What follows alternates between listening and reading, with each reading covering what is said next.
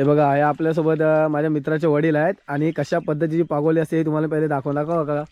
हे बघा या अशा पद्धतीची पागोली असते आणि ह्याला गळ वगैरे काहीच नसतो, फक्त ह्याला घास लावलेला असतो ना. बघा अशा पद्धतीचा घास लावलेला. हा काय लावलेला आहे? शिनीर आहे. शिनीर आहे ना, शिनीरा मासा असतो ना तो लावलेला आहे.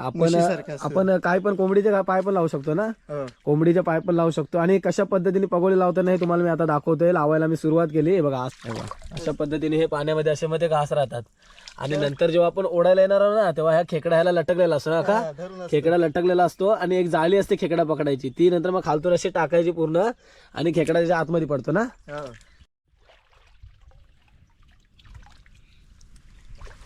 तो बघा मोठा खेकडा भेटला अजून एक.